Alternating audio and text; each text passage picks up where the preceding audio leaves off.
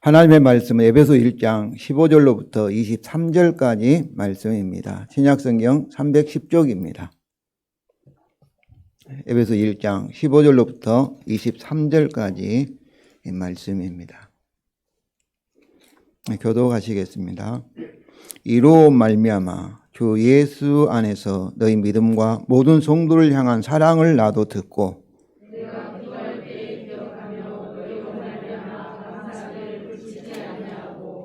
우리 주 예수 그리스도의 하나님 영광의 아버지께서 지혜와 계시의 영을 너희에게 주사 하나님을 알게 하시고 너희 마음의 눈을 밝히사 그의 부르심의 소망이 무엇이며 성도 안에서 그 기업의 영광의 풍성함이 무엇이며 그의 힘의 유력으로 역사하심을 따라 믿는 우리에게 베푸신 능력의 지극히 크심이 어떠한 것을 너희로 알게 하시기를 구하노라.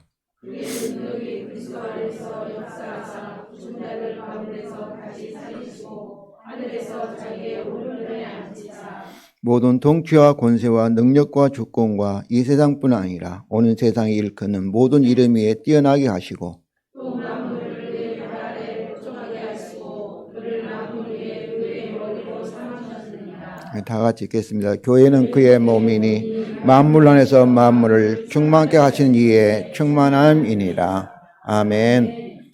성도 여러분, 오늘이 예수님의 십자가의 이 고난을 깊이 묵상하는 사순절의 마지막 이제 주간입니다. 우리가 교회를 오래 다니신 성도님들도 성경이 무엇을 말하느냐 이렇게 하면은 잘 대답을 못 하신 분들도 많이 있습니다. 특별히 우리 한국 교회는 세계 교회에서 가장 열심인 교회입니다.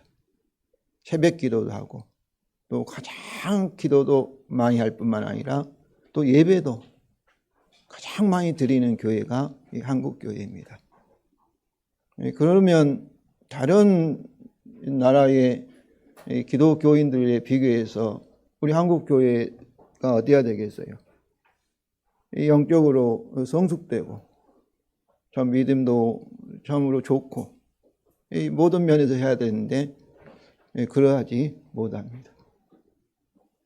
열심히 성경도 읽고 기도하고 또 목사의 설교를 들음에도 불구하고 우리 성도들의 신앙이 자라지 못하는 것은 하나님의 복음에 대한 이 지식이 부족하기 때문에 그렇습니다.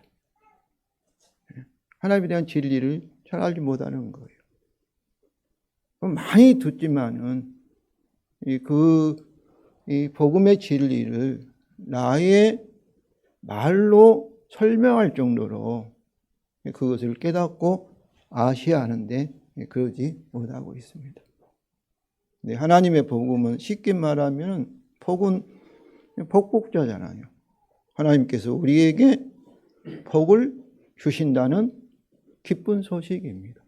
좋은 소식이에요. 그런데 하나님께서 우리에게 복을 주실 때 우리가 죄인이지 않습니까?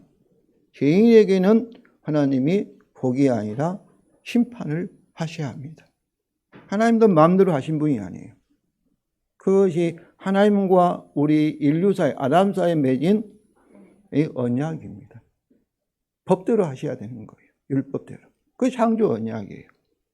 그래서 하나님은 우리가 예측 가능해요. 왜냐하면 언약대로 하시기 때문에. 약속대로 하시기 때문에.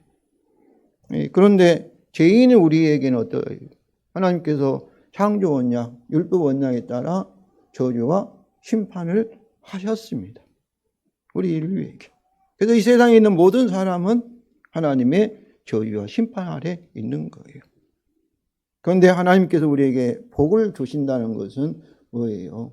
우리가 죄인이 아니라 의인이 되어야만이 언약에 따라 우리에게 영생과 복을 주시는 거예요. 그런데 하나님께서 우리에게 복을 주시고 구원을 주시는 것이 하나님의 복음인데 그럼 어떻게 그 방법이 하나님 아들 예수 그리스도가 우리를 대신해서 우리를 대표해 십자가에서 이 율법에 따라 우리 대신 하나님의 심판을 받으시고, 그래서 옛날에는 우리 주기도문을 이 죄를 뭐라고 표현하면 빚이라고 표현했어요. 은행에 빚을 지면 어떠했어요? 본인이 못 갚으면 친척이 갚아주는 것이 눕게해서 친척이 그것을 고엘이라고 합니다. 구속자라고 하는 거예요. 속량이라고 하는 거예요. 대신 갚아주면 빚이 면제되잖아요. 그 이치와 마찬가지예요. 우리의 참으로 머리가 되시고 우리의 왕이 되시고 우리 대표자가 되신 참으로 예수 그리스도께서 저와 여러분을 통해서 우리를 대신해서 고난을 받으시고 우리를 대신해서 참으로 심판을 받으심으로 그 희생이죠. 어린 양의 대신해서 죽음을 당하셨으니까. 우리 대신 죽음을 당하심으로 하나님께서 우리를 죄를 사하시는 거죠. 죄가 없다. 의롭다. 실제적으로 저와 여러분도 아직도 죄를 짓습니다. 그러나 언약적으로, 법적으로 우리가 태어날 때 가져온 죄, 지금까지 지어온 자범죄, 앞으로 지을 죄까지도 십자가에서 단번에 영원히 해결하여서 영원한 의롭다 하는 법적인 신분, 언약적인 신분을 우리가 은혜로 받은 줄로 믿습니다. 그래서 의인에게는 어떠해야 되겠어요? 율법 은장에 따라. 우리에게는 뭐가 있어요? 영생과 복을 주시는 거예요. 그래서 로마서 8장 1절에 뭐라 했습니까? 그러므로 그리스도 예수 안에는 결코 뭐가 없다? 정죄함이 없다. 심판이 없다는 거예요. 그러나 믿지 않는 사람들은 어떻게 했어요? 그 행위대로 계속 죄인이니까 율법 원장에 따라 그들은 영원한 심판을 받게 될 것입니다. 이미 심판을 받았고 그 심판이 언제 정확하게 확인되냐면 이 세상을 떠날 때 우리 육신 옷을 벗어버릴 때 그때는 그대로도 이 영혼이 남아있지 않겠어요? 영원한 심판이라는 것은 다시 하나님께 돌아갈 길이 이제 없는 것을 말합니다. 죽음이라는 것은 하나님과 생명의 근원이신 하나님과 분리되어 있는 것을 죽음이란 말이에요. 영적인 사망이에요.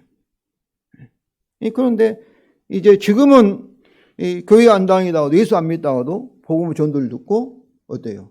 회개하고 돌아와서 믿으면 하나님께 돌아올 수 있잖아요. 다시 살 수 있잖아요. 그런데 이 세상을 떠나버리면 기회가 없는 거죠. 그것이 영원한 사망이라고 말하는 거예요. 그 지옥 형벌이라고 성경은 얘기하고 있는 것입니다. 그래서 하나님의 복음은 결국 또 하나님 아들 예수 그리스도의 복음이고 또 이 복음은 성령을 통해서 우리를 하여금 깨닫게 하고 이 구원이 일어나게 하기 때문에 성부와 성자와 성령 하나님의 복음인 줄로 믿습니다. 이렇게 우리 성도님들이 이 성경의 내용인 삼일체 하나님의 복음이 무엇인가 이것을 딱 정리하시고 참으로 성경을 보시고 읽어가시면은 계속해서 참으로 이 복음의 진리가 여러분에게 경험이 되고 더 깊은 지식을 갖게 될 줄로 믿습니다. 오늘 본문은 이로 말미암아로 시작합니다. 15절에 글자는 이로 말미암아. 이라는 것은 지시대명사잖아요. 이것을 말하죠. 앞에 있는 3절부터 14절의 내용 때문에 그런 말씀입니다. 3절부터 14절의 내용은 삼일체 하나님의 복음이에요.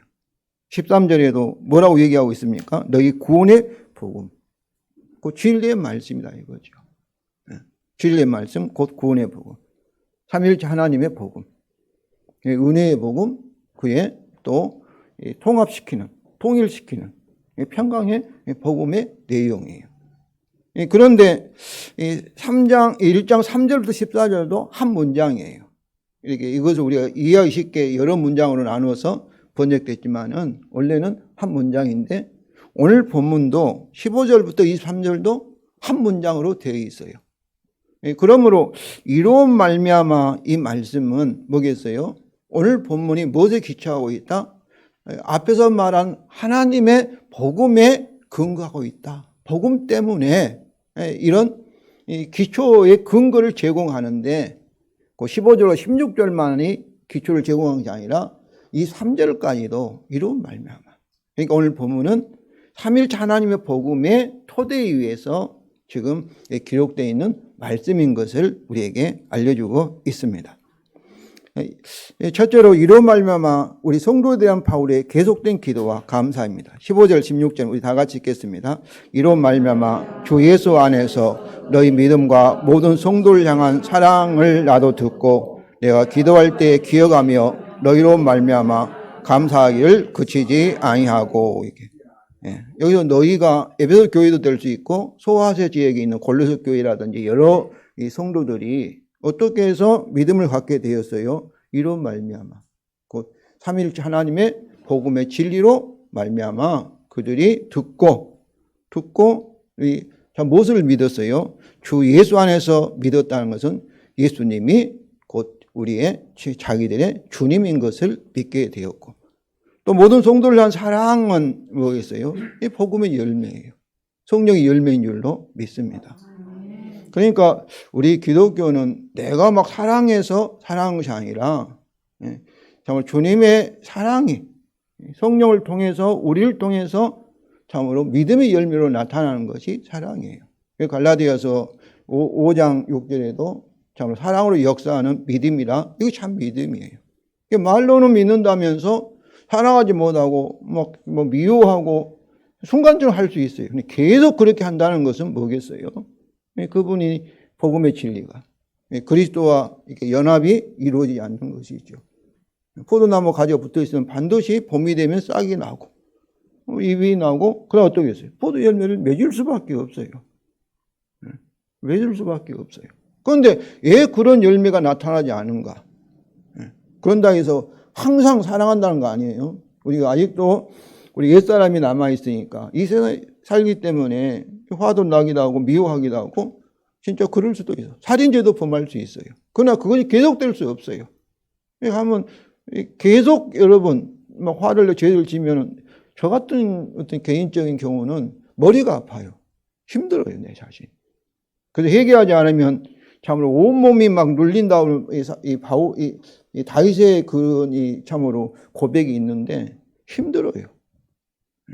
그러니까 용서하고 주님과 관계를 바르게 해야만이 내 마음이 편하고 내 영혼이 편하니까 나를 위해서 회개하는 거예요.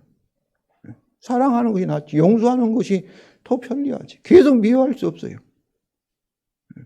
그것이 바로 주께서 성령을 통해서 우리에게 참으로 계속해서 압력을 넣는, 회개하게 하시고 그리고 용서하게 하시고, 바로 이것이 그 복음의 능력인 줄로, 구원하시는 하나님의 능력인 줄로 믿습니다.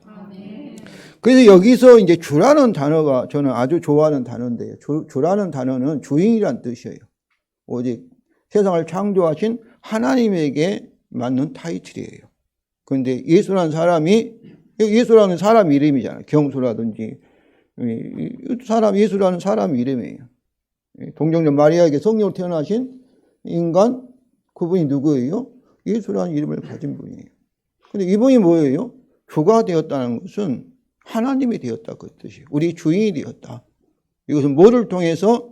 십자가의 죽음과 부활을 통하여서 만물의 주가 되는데, 그 만물 속에 누구도 포함돼요? 저와 여러분이 포함되었기 때문에 이 사실을 아는 사람은 바로 예수님이 만물의 주가 되시고 나의 주임도 되었다. 이것을 알게 되고 믿게 되는 거예요. 그러면 예수님이 나의 주인이 되었으면 우리는 누구 것이에요? 예수님의 것이에요. 그래서 우리가 주님과 우리가 하나로 연합이 되는 거예요. 한 몸이 되는 거예요. 그래서 연결되니까 주의 생명이, 예수의 부활의 생명이 성령을 통해서 믿는 우리에게 흘러나온 줄로 믿습니다. 이처럼 우리 기독교라는 것은 이론적이 아니에요. 머리로만이. 그 이론적인 진리가 실제 우리 삶을 통해서, 경험을 통해서 이제 체험화되고 나타나는 것이, 그래서 너희는 세상의 빛이라는 거예요. 막 빛이 되라가 아니에요. 이미 빛이었어요. 이 정부도 스스로 빛은 아니잖아요. 빛이 주어져서 전기를 통해서 나오니까 비춰지게 되잖아요. 이와 마찬가지예요. 그래서 이런 말씀들은 곧 이 바울이 지금 로마 감옥에 있으면서 에베소 소아 지역에 있는 성도들이 복음을 듣고 주 예수를 믿게 되고 또 사랑에 대한 성도에 대한 사랑의 열매가 맺힌 것을 보고 어땠다는 거예요. 바울은 감사하였다. 감사를 계속하였다. 이렇게 얘기하고 있어요. 그런데 여기서 감옥에 있는 이 바울은 지금 이 편지를 이 수신자인 그들을 개인적으로 잘 알지 못해요. 그런데 하나님께 계속 감사하며 그들을 위해서 기도하였다는 것은 우리는 어떻겠어요? 우리 교회만 생각하잖아요. 우리 교회 중심으로. 또 내 중심으로 이렇게 하는데 바울은 그렇지 않습니다. 그래서 이는 빌립보 1장 18절이면 우리 다 같이 읽겠습니다. 그러면 무엇이나 거칠어 하나 참으로 하나 무슨 방도를 하든지 전파되는 것은 그리스도니 이로써 나는 기뻐하고 또한 기뻐하노라. 그리스도가 잘 되면 그리스도의 종으로서 기뻐하는 거예요. 저는 우리 성도들이 이런 자세를 가지길 원합니다. 우리가 이런 말을 해요. 담임 목사이고 부목사님이 설교를 잘하면 그 부목사님은 그 교회에서 잊지 못한다고 얘기해요. 왜 그러겠어요? 담임 목사가 시기에서 부목사 쫓아내는 것이죠. 그런데 바울은 그렇지 않아요. 부목사 잘하면 어떠겠어요? 우리 주님이 기뻐하니까. 주 안에서도 우리 한 몸이니까. 성도 여러분, 다른 교회가 부흥한다 해도 우리는 주 안에서 기뻐하고 감사하시기를 바랍니다. 이것이 그리스도가 우리의 주인이고 우리는 그의 종인 거예요. 다른 교회가 잘 되면 내가 잘 된 거예요. 우리가 잘 된 거예요. 우리가 하나니까. 그런데 우리는 어땠어요? 우리 한국교회는 천주교는 다른데 우리 개신교회는 막 경쟁해요. 우리 교회 중심으로 생각하는 거예요. 그럼 복음의 진리가 주님의 교회라는 것을 보는데 다 내 교회로 생각하고 교회를 사유화하고 그렇기 때문에 세상에서 우리 교회가 비난을 받고 그건 뭐겠어요? 하나님의 복음의 진리를 제대로 알지 못하고 있기 때문에 그런 거예요. 정말 주님이 기뻐하시면 주님이 잘 되면 내가 잘 된다. 우리 인간인지라 사람이 어떻겠어요? 우리가 아직도 구원이 완성 안 되기 때문에 시기한 마음도 있겠지요. 그렇지 않겠어요? 우리 교회 잘 되면 다른 교회 잘 된다면 좀 배가 아프다 뭐 그런 게 있는데 그럴 수 있어요. 그러나 그것이 뭐겠어요? 마귀가 우리를 시험하는 거지 않겠어요? 시기하면 내게 이익이겠습니까? 주님 바울 같은 그런 넓은 마음을 가지고 그리스도의 마음을 가지고 하는 것이 주님도 기뻐하고 우리 자신에게도 참으로 유익인 줄로 믿습니다. 그래서 우리가 어떤 세계의 선교를 선교사를 위해 기도하고 또 다른 참으로 지역에서 있는 성도들을 위해서 기도하고 교회를 위해서 기도해야 할 줄로 믿습니다. 둘째로 이제 이로 말미암아 우리 성도를 위한 바울의 중보 기도입니다. 17절부터 19절 우리 다 같이 읽겠습니다. 우리 주 예수 그리스도 하나님 영광의 아버지께서 지혜와 계시의 영을 너에게 주사 하나님을 알게 하시고 너의 마음의 눈을 밝히사 그의 부르심의 소망이 무엇이며 성도 안에서 그의 기업의 영광의 풍성함이 무엇이며 그의 힘의 유력으로 역사함을 따라 믿는 우리에게 베푸신 능력의 지극히 크심이 어떠한 것을 너희로 알게 하시기를 구하노라. 여기도 첫째로 이렇게 하나님을 알도록 지혜와 계시의 성령을 우리에게 주시라는 그런 기도입니다. 이게 지혜라는 것은 어떤 이해하는 능력이에요.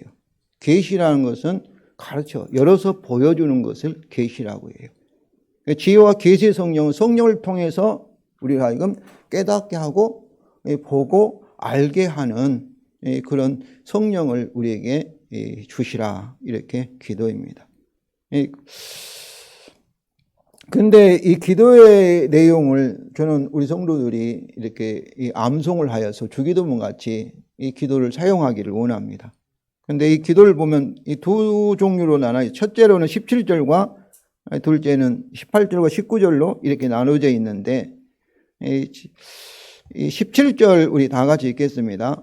우리 주 예수 그리스도 하나님 영광의 아버지께서 지혜와 계시의 성령을 너에게 주사 하나님을 알게 하시고, 여기서 우리 기도를 들으신 기도의 대상이신 분을 우리 주 예수 그리스도 하나님 영광의 아버지여 이렇게 제시하고 있습니다. 그래서 우리 주 예수 그리스도는 이미 설명하죠. 그의 죽음과 부활을 통하여서 만물의 주, 만화의 왕, 우리 주가 되게 하신 그의 복음을 나타내며, 그리고 영광의 아버지에서도 영광도 뭐겠어요? 하나님이 우리 아버지가 되었다는 거잖아요. 그리스도를 통하여 우리를 그의 양자로 삼으신 그의 구원, 구속, 그의 영광을 시사합니다. 그러므로 그의 복음을 통하여 우리가 그리스도와 하나 되었기 때문에 이제 예수 그리스도의 하나님은 누구의 하나님이에요? 우리의 하나님이시고 예수 그리스도의 아버지는 저와 여러분의 아버지가 되신 줄로 믿습니다. 아멘. 바로 이것이 곧 하나님의 복음이에요. 그리스도 안에서 죄로 인해서 하나님과 원수되었던 우리들을 구원하여서 다시 원래 창조한 상태로 되돌려 회복하는 것, 이것이 복음입니다. 이제 기도의 내용인 지혜와 계시형을 너에게 주사입니다. 우리는 그리스도 안에서 이미 무엇을 받았어요? 13절에 약속의 성령으로 인치심을 받았고, 또 그의 그리스도의 피의 속량의 은혜로 8절에서 모든 지혜와 총명함을 이미 받았습니다. 그런데도 바울은 뭐예요? 지혜와 계시 성령을 우리에게 주사 이렇게 하나님을 알게 하시기를 기도하고 있습니다. 이것은 하나님을 알기 위해서는 뭐가 필요하다는 거예요? 우리 스스로 성경을 읽는다든지 설교를 듣는다든지 신학책을 한다든지 뭐 신학을 공부해서 뭐 박사학위를 받았다 해서 하나님을 제대로 알 수 있지 않다는 거예요. 오직 성령을 통하여 지혜와 계시를 받아야만이 하나님을 알 수 있다는 거예요. 그러니까 이것이 정말로 중요해요. 하나님이 성령을 통해서 우리에게 자신에 대한 진리를, 지식을 먼저 주셔야만이 우리가 그것을 받아서 우리가 하나님을 알 수 있고 믿을 수가 있는 거예요. 우리가 믿음을 뭐라 합니까? 선물이라 하잖아요.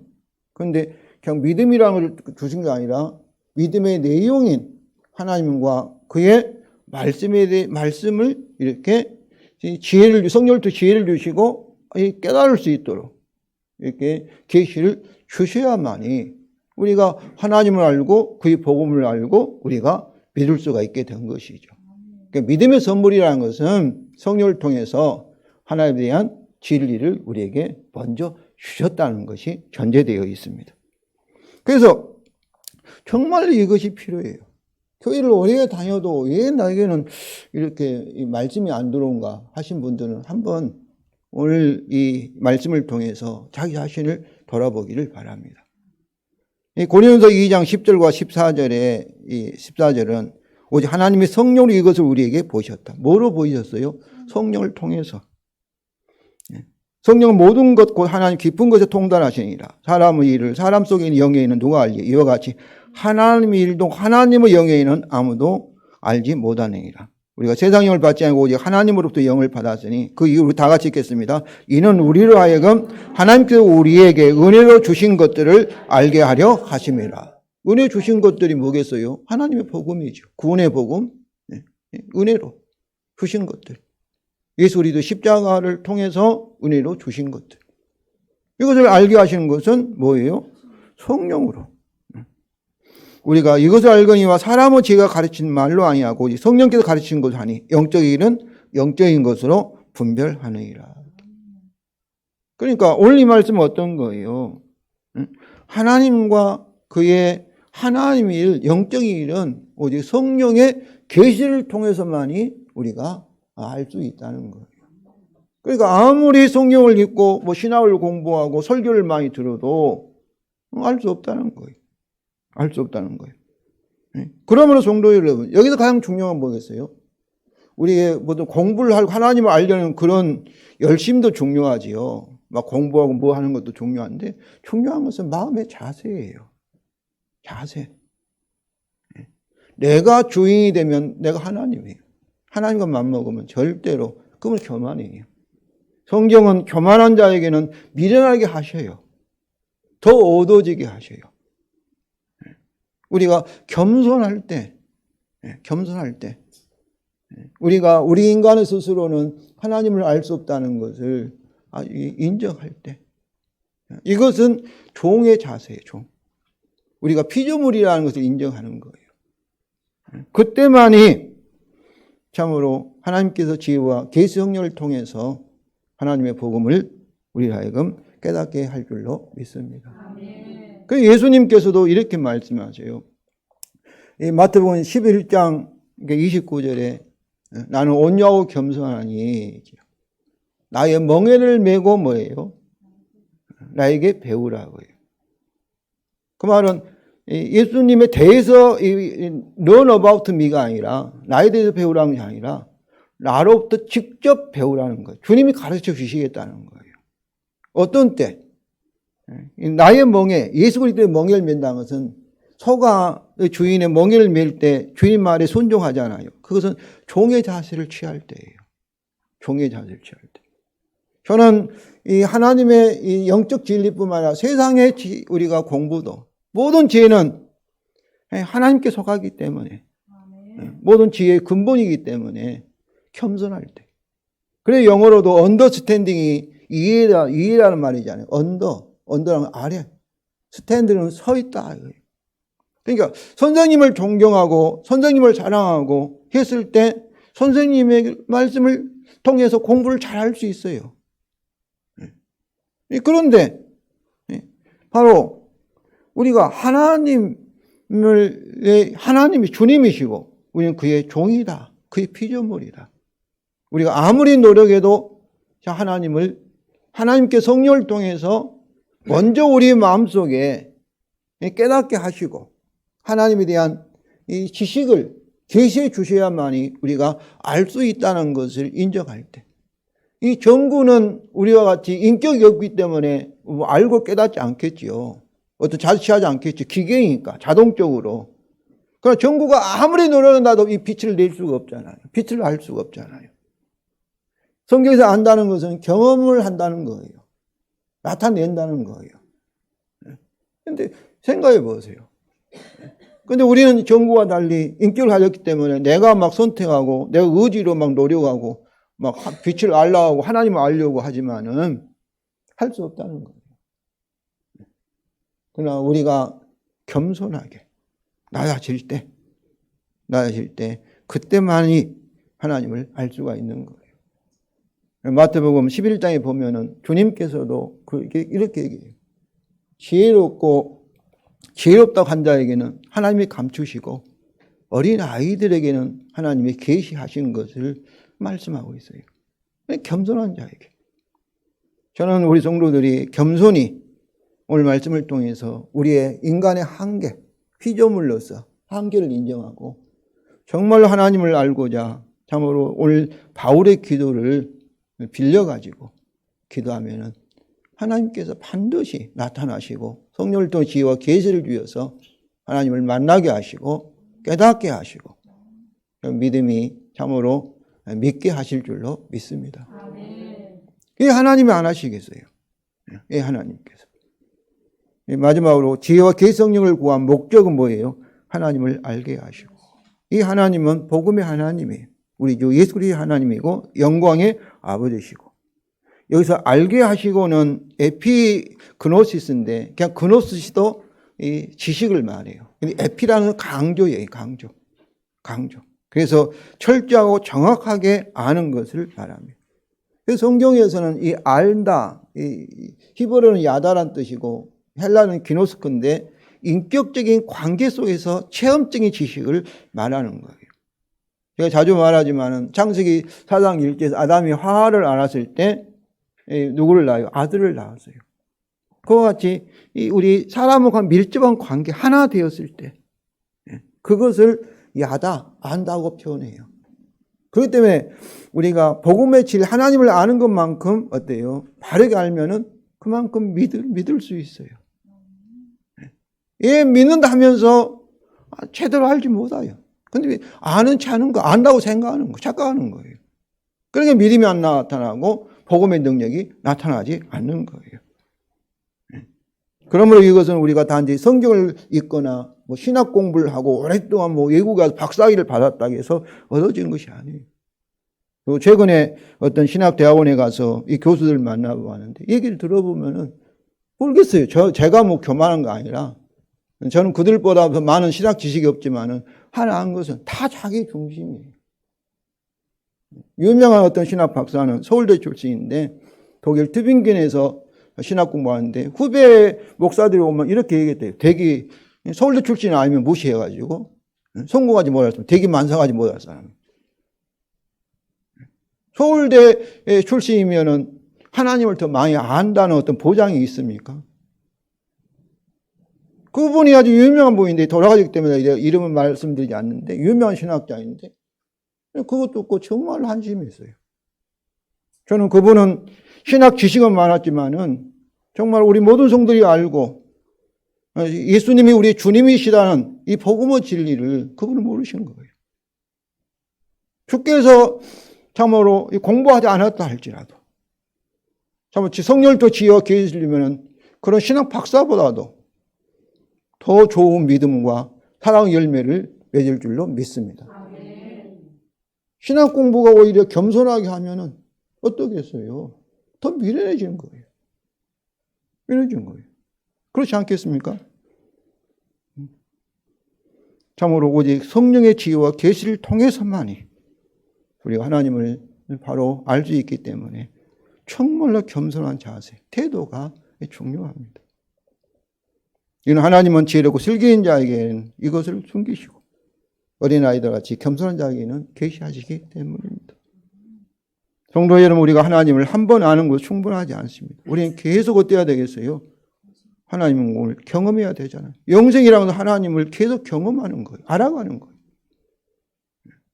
하나님과 분리되어 있는 것은 그건 영적 사망이에요. 하나님과 우리가 성령을 통해서 복음을 통해서 이제 연결되었으니까 계속해서 생수의 강이 하나님을 알아감으로 생수의 강이 성령을 통해서 흘러나와야 할 줄로 믿습니다. 그러므로 바울같이 겸손한 마음으로 하나님을 알기 위해서 기도하시고 또 다른 성도들이 우리 한국교회 모든 성도들이 하나님을 바로 알 수 있도록 바울같이 중보기도 하시기를 바랍니다. 둘째로 우리에게 주신 그의 복음의 열매를 알게 하시기 위한 기도입니다. 18절 19절 우리 다 같이 기도하겠습니다. 너희 마음의 눈을 밝히사 그의 부르심의 소망이 무엇이며 성도 안에서 그의 기업의 영광의 풍성함이 무엇이며 그의 힘의 유력으로 역사임을 따라 믿는 우리에게 베푸신 능력의 지극히 크심이 어떠한 것을 너희로 알게 하시기를 구하노라. 우리말 성경 너희로 알게 하시기를 구하노라가 가장 마지막에 있는데 원래는 너희 마음의 눈을 밝히사 그 다음에 있습니다. 너희로 알게 하시기를 이 부정사예요. 목적어 부정사예요. 그런데 무엇을 그의 부르심의 소망이 무엇이며 성도 안에서 그 기업의 영광의 풍성이 무엇이며 그의 힘의 유력으로 역사를 다 믿는 우리에게 능력의 지극히 크심이 어떠한 것을 알게 하신다. 이게 부정사로 사용해서 말하고 있습니다. 마음은 우리의 사고의 자리, 생각의 자리예요. 또 태도, 어떤 마음의 우리 중심이지 않습니까? 마음의 눈이라는 것은 뭐겠어요? 영안이라고. 영적인 것을 볼 수 있는, 이해할 수 있는 통찰력, 영안이에요. 여기 마음의 눈이 밝혀져야만이. 사도 이편지를 쓰고 사도 바울도 참으로 히브리의 히브리이고 가말리의 문파로서 구약 성경을 달달리 외우는 그런 신학 박사라고 볼 수 있어요. 바리새인이니까. 그런데 그는 성경에서 말하는 참으로 이 그리스도의 하나님의 복음에 대해서 눈이 멀었어요. 그렇기 때문에 교회를 핍박하고 다메섹까지 가서 참으로 이 성도들을 이렇게 핍박하러 가고 있는 도중에 그리스도께서 빛으로 나타나셔서 그때 영광이 열린 거예요. 그러니까 바울은 자기 경험을 통해서 아무리 인간이 노력하고 철저히 성경을 공부하여도 그리스도의 복음을 발견할 수 없다는 것을 뼈저리게 느낀 사람이에요. 오직 겸손하게 참으로 하나님 앞에 성령을 구할 때 그만이 하나님을 알게 하시고 그의 복음에 진리를 알게 하실 줄로 믿습니다. 이제 마음의 눈이 밝아서 우리로 알게 하시길 구하는 세 가지 내용이 있는데 첫째는 그의 부르심의 소망이 무엇인지를 알게 하시기를 원합니다. 부르심은 그는 누구의 부르심이 하나님의 부르심인데 소망이 누구의 소망이에요? 하나님의 부르심의 결과로 저와 여러분이 가질 소망입니다. 그러니까 믿음, 소망, 사랑이 세 가지가 있어야 되지 않습니까? 그런데 이 소망의 내용이 무엇이겠어요? 소망의 내용도 복음입니다. 믿음의 내용도 복음이에요. 소망의 내용도. 사랑은 이 복음의 성령을 복음의 열매예요. 열매.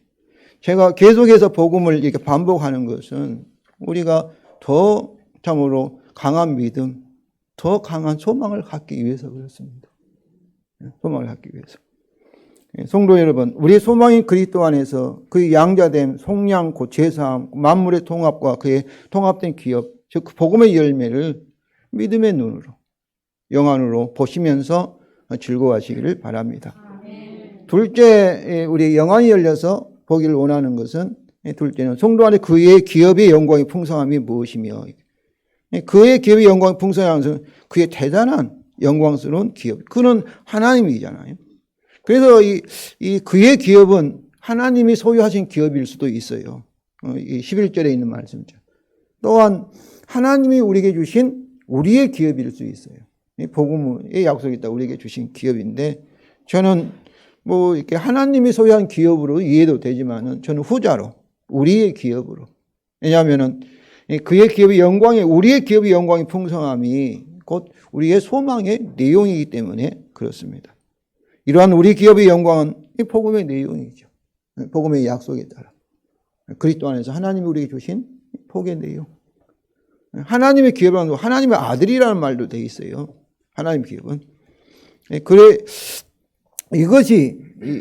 이것의 영광을 마음의 눈이 밝혀져 보게 되기를 사도 바울은 기도한 것입니다.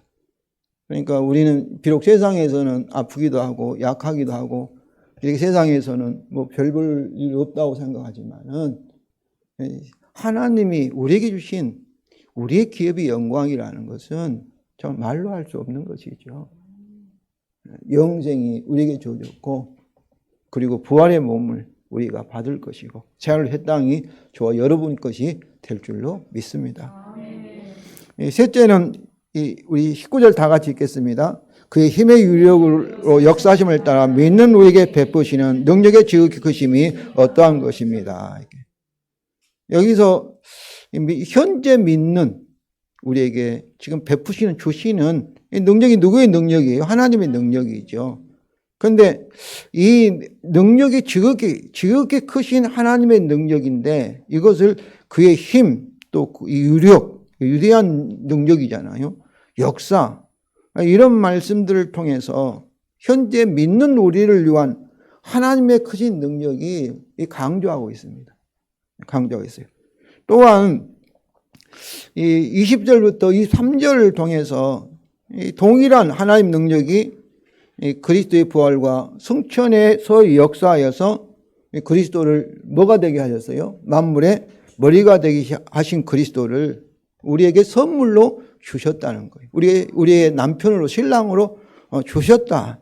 다시 말하면 그의 몸인 교회를 위해서 참 현재 우리에게 주시는 하나님의 크신 능력이 이미 우리의 머리가 되신 한 몸 되신 신랑 되신 예수 그리스도 안에서 역사하였다는 사실로 현재 믿는 우리를 위한 그의 크신 능력을 강조하고 있습니다. 얼마나 큰 능력인가 그리고 얼마나 정확하고 확실한가를 지금 말하고 있는 것이죠. 바울은 이것을 그의 실제 경험을 통하여서 알고 믿었기 때문에 심지어 자신의 약함을 기뻐한다고까지 하였습니다. 고린도서 12장 10절입니다. 우리 다 같이 읽겠습니다. 내가 그리스도를 위하여 약한 것들과 능력과 궁핍과 박해와 공고를 기뻐하니 이는 내가 약한 그때의 강함이라. 그러니까 바울이 약할 때, 그 약한 걸 가지고 있을 때, 능력을 당할 때, 궁핍할 때, 가난할 때, 박해를 당할 때, 공고를 당할 때, 그때 어떤다는 거예요? 믿는 우리에게 하나님께서 큰 능력을 주신다는 거예요. 주신다는 거예요. 이는 그의 복음은 믿는 우리에게 구원을 주시는 하나님의 능력이기 때문에 그렇습니다. 오늘 고린도서 이 12장 10절 이 말씀은 오후에 우리 김 목사님이 목감기 오셔서 제가 이제 오후에 기도에 인도할 것인데, 바울이 눈이 아팠을 때 하나님께 3번 기도했는데 하나님께 네 은혜가 족하다 하시면서 하고 있고, 또 이 바울은 참으로 이런 하나님의 능력을 오늘 에베소서 1장 19절에 뭐예요? 지금 너무 갇혀 있으면서도 자기가 역사하고 있는 하나님 능력을 이렇게 바울은 확신하고 경험하고 있어요. 저는 이 말씀이 우리 삶 가운데 진리라고 믿습니다. 성도 여러분, 복음을 믿는 우리에게 주신 하나님의 크신 능력, 구원의 능력, 부활의 생명을 정말 알기를 기도하시고, 바울같이 실제로 여러분이 약함을 통할 때 반드시 내가 약할 때 강함이라, 이 말씀처럼 강한 능력을 경험하시기 바랍니다. 저는 제 개인적으로 이 능력이 언제 강하게 나타나느냐, 내가 이 육신을 벗어볼 때, 이 세상을 떠날 때 임종의 순간에 성령을 통해서 가장 강하게 나타날 줄로 믿습니다. 아멘. 성도 여러분, 오늘 본문을 통해서 우리의 영적 성숙인 믿음과 소망과 사랑은 뭐예요? 하나님과 그의 복음을 얼마나 아는 데에 따라서 달려 있습니다. 아멘. 그렇기 때문에 하나님과 복음의 진리를 아는 것이 얼마나 중요하겠습니까? 또한 우리는 하나님과 그 복음을 오직 성령의 지혜와 계시를 통해서만이 알게 된다는 것을 알았습니다. 그럼 성도 여러분, 주기도문 같이 바울의 기도를 암송하여서 참으로 영적 일에 대한 우리의 무능력을 철저하게 인정하는 겸손함으로 기도하시기 바랍니다. 그래서 하나님과 그의 복음의 열매를 여러분의 경험을 통해서 날마다 알아가시기를 주님의 이름으로 축원을 드립니다.